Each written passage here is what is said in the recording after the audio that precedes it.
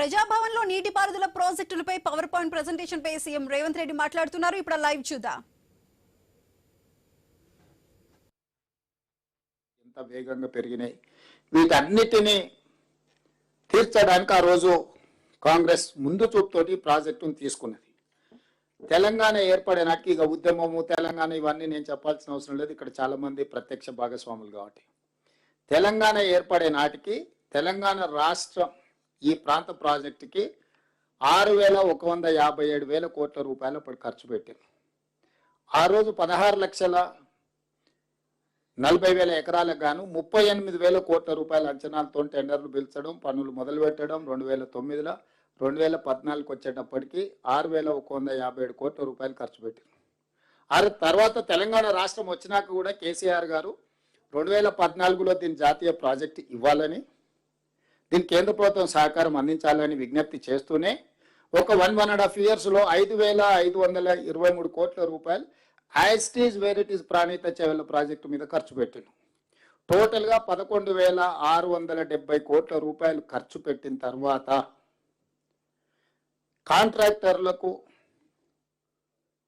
కాంట్రాక్టర్ల నుంచి కేసీఆర్ వసూలు చేసుకోవచ్చిన కమిషన్లో వచ్చిన చర్చలో భాగంగా ఆనాడు ఈ ప్రాజెక్ట్ రీడిజైనింగ్ అనే పేరు మీద కేసీఆర్ ఆలోచనలు మారిపోయినాయి. సంవత్సరం తర్వాత అప్పుడే తెలంగాణ నుంచి ఒక రిటైర్డ్ ఇంజనీర్స్ కమిటీ వేసిండు చంద్రశేఖరరావు గారు. ఏమని, ఈ ప్రాజెక్టుని రీడిజైన్ చేస్తే ఎట్లుంటుంది, దీనికి సంబంధించి ఒక నివేదిక ఇవ్వండి అని 21/1/2015 రిటైర్డ్ సీనియర్ ఇంజనీర్లతోని జీవో నెంబర్ 28 చంద్రశేఖరరావు గారు ఇచ్చారు. అందులో ఎవరున్నారు రిటైర్డ్ ఇంజనీర్లు?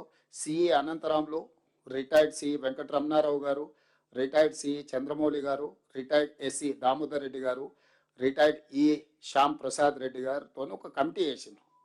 ఈ కమిటీ మొత్తం స్టడీ చేసి కేసీఆర్ గారు ఏ ఆలోచనతోనైతే ఊరు మార్చి పేరు మార్చి అంచనాలు పెంచి నిధులను కొల్లగొట్టాలని స్కీమ్ వేసిండ్రో 2015లో కేసీఆర్ స్వయంగా తెలంగాణ రిటైర్డ్ ఇంజనీర్లతోని కమిటీ చేస్తే వాళ్ళు స్పష్టంగా చెప్పిండ్రు, మీ ఆలోచన తప్పు, మీరు ఒకవేళ మేడిగడ్డ దగ్గర బ్యారేజ్ నిర్మిస్తే అది ఉండదు, అక్కడ ఎట్టి పరిస్థితుల్లో నిర్మించకండి, కాదు కూడదు, మీరు ఒకవేళ దీన్ని మార్చాలనుకుంటే వేమనపల్లి దగ్గర బ్యారేజ్ నిర్మిస్తే కొంత మేరకు పర్వాలేదు, కానీ ఓవరాల్గా అసలు వద్దని చెప్పిండ్రు వాళ్ళు.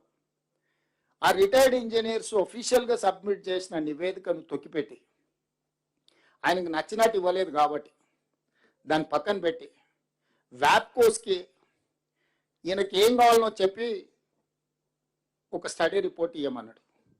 నేను ఇక్కడున్న పెద్దలందరూ హోటల్కి వెళ్ళి మనము లంచ్కో డిన్నర్కో వెళ్ళి మనం చికెన్ 65 మటన్ ఫ్రై తీసుకురమ్మంటే వాడు ప్రాన్స్ అయితే తేడు కదా, ఇడ్లీ తేడు కదా, మనం ఏది ఆర్డర్ ఇస్తే వాడు అదే తీసుకొస్తాడు. వ్యాప్కోస్ అనే సంస్థ డాక్టర్ వైఎస్ రాజశేఖర రెడ్డి గారు కాంగ్రెస్ పార్టీ అధికారంలో ఉన్నప్పుడు ప్రాణహిత చెవెళ్ళ ప్రాజెక్టుకి డీటెయిల్ ప్రాజెక్ట్ రిపోర్టు వ్యాప్కోస్కే ఇచ్చారు. అదే వ్యాప్కోస్ తుమ్మిడేటి దగ్గర ఈ ఎత్తులో కట్టండి, అక్కడి నుంచి శ్రీపాద ఎల్లంపల్లికి నీళ్లు తేండి, శ్రీపాద ఎల్లంపల్లి నుంచి ఇట్లా ముందుకు చివరి ఆయకట్టు చేవెళ్ళ వరకు వికారాబాద్ వరకు తీసుకెళ్ళడానికి ఏ విధంగా తీసుకెళ్ళాలి, ఎక్కడెక్కడ రిజర్వాయర్లు కట్టాలి, దాంట్లో ఎంత కెపాసిటీ ఉండాలి, నీళ్ళు ఏ విధంగా తరలించుకో వెళ్ళాలని ఇచ్చి అంచనాలు ఇచ్చింది కూడా వ్యాప్కోసే. 38,000 కోట్లతో పూర్తయితే వ్యాప్కోస్ రిపోర్ట్ మీదని ఆనాడు కాంగ్రెస్ పార్టీ టెండర్ పిలిచింది. అదే వ్యాప్కోస్కి కేసీఆర్ గారు మళ్ళిచ్చి నేను మేడిగడ్డ దగ్గర, అన్నారం దగ్గర, సుందిల దగ్గర బ్యారేజీలు కట్టదలుచుకున్నా, పంపులు లిఫ్టులు పెట్టదలుచుకున్నానంటే వాడు చెఫ్ లాంటోడు, నువ్వు ఏది ఆర్డర్ ఇస్తే వాడు అదే తయారు చేసి ఇస్తాడు, నువ్వు ఒకటి ఆర్డర్ ఇస్తే వాడు ఇంకొకటి ఇయ్యాడు కదా. నీ తెలంగాణ ఇంజనీర్లు తెలంగాణ పట్ల ఉన్న కమిట్మెంట్తో నీ ఆలోచన తప్పు. వాళ్ళ ఇంజనీర్లు, వాళ్ళ ఎక్స్పర్ట్స్. కేసీఆర్, కేటీఆర్, హరీష్లు ఎక్స్పర్ట్స్ కాదు. They may be experts in politics and manipulation. They are not experts in engineering or structural engineers కాదు. వాళ్ళు సివిల్ ఇంజనీర్స్ కాదు, స్ట్రక్చరల్ ఇంజనీర్స్ కాదు, లేకపోతే సాగునీటి రంగ నిపుణులు కాదు, ఇదేదీ లేదు. వాళ్ళకున్న నైపుణ్యం అంతా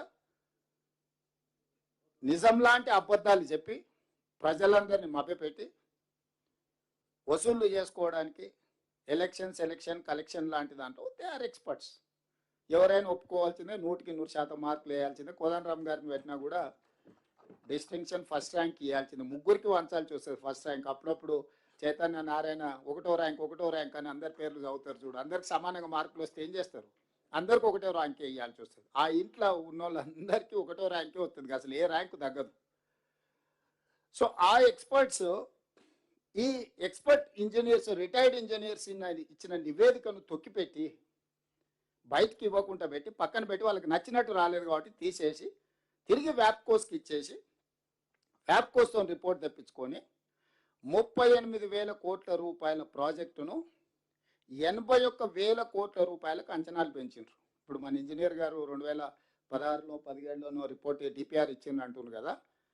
ఆ డిపిఆర్ 2022లో క్యాగ్ ఆడిట్ చేసినప్పుడు మీరు ఆ రోజు బేసిక్గా ఇచ్చిన నివేదిక 81,000 కోట్లకు కానీ ఇది 1,47,000 కోట్లకు పెరిగిందని చెప్పి క్యాగ్ ఇచ్చిన రిపోర్ట్ ఉంది ఇక్కడ మన దగ్గర.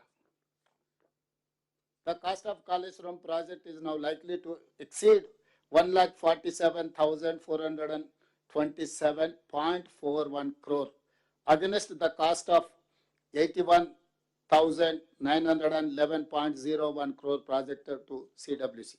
CWC को సెంట్రల్ వాటర్ కమిషన్ వాళ్ళు ఇచ్చినప్పుడు 81,000 కోట్లకి ఇచ్చింది. కానీ ఈ నివేదిక ఇచ్చే టైంకి మళ్ళీ డిస్ట్రిబ్యూటరీస్ లేవు, ఏం లేవు, పంపులు లిఫ్టులు, ఆయకట్టు పెరగలే. విచిత్రం ఏంటంటే నీళ్లు పెరగలేదు, ఆయకట్టు పెరగలేదు, ఏది పెరగలే. ఊరు పేరు అంచనాలు మారి తుమ్మిడేటి దగ్గర ఉన్నది మేడిగడ్డ దగ్గరకు వచ్చింది, అన్నారం వచ్చింది, సుందేళ్ళు వచ్చింది. 38,000 కోట్ల కాస్త 1,47,000 కోట్ల పైగా మారింది. ఈ రోజు లెక్కలేస్తే ఇదంతా 2022 కాళేశ్వరం దేని మీద క్యాగ్ ఆడిట్ చేసి ఇచ్చిన నివేదిక. ఇది కూడా మనం చెప్తున్నది కాదు, క్యాగ్ ఇచ్చిన నివేదిక. సో ఇట్లా పెంచి పోని ఇంత తిన్నా డిజైన్లో, ప్లానింగ్లో, డిజైన్లో, కన్స్ట్రక్షన్లో, ఆపరేషన్ అండ్ మెయింటెనెన్స్లో నాణ్యత పాటించి ఉంటే ఈరోజు మనం చర్చించుకునే పరిస్థితి కూడా రాకపోతుండే. లోపభూయిష్టంగా ప్లానింగ్, అసలు డిజైన్లో దాని టెక్నికాలిటీ లేకపోవడం. ఎందుకంటే చాలా సందర్భాలలో కేసీఆర్ గారు స్వయంగా చెప్పారు, నా మెదడు రంగరించి అందులోకి వెళ్ళి 80,000 పుస్తకాలు చదివి ఈ మొత్తం డిజైన్లు చేసిన నేను, ఇది నా బ్రెయిన్ చైల్డ్ అని చెప్పి అఫీషియల్లీ కేసీఆర్ గారు క్లెయిమ్ చేసుకున్నారు. అంటే ఏ ఇంజనీరు కూడా ఈ ఇంజనీర్లు డిజైన్ చేసిందని గుర్తింపు కూడా ఉండాల్సిన అవసరం లేదన్నట్టుగా కేసీఆర్ గారు స్వయంగా మాట్లాడినట్టునే మీరు అందరు కూడా విన్నారు. మరి ఆయన మేధాశక్తిని అంతా మానస పుత్రిక హరీశ్వరరావును పోయిన గవర్నర్ గారు ఈయన హరీశ్వరరావు గారు ఈయన కాళేశ్వరరావు అని సర్టిఫికేట్ ఇచ్చిండు ఆయనకు. ఓపెనింగ్ పోయి నరసింహన్ గవర్నర్ గారు పాపం ఆయగారు ఈయన మాటలు నమ్మి ఈ అబద్ధాల రావులు అని అందరినీ కలిసి. సో నేను అనేది ఏంటంటే ఇన్ని రకాలుగా చేసి ఈరోజు అంచనాలు పెంచి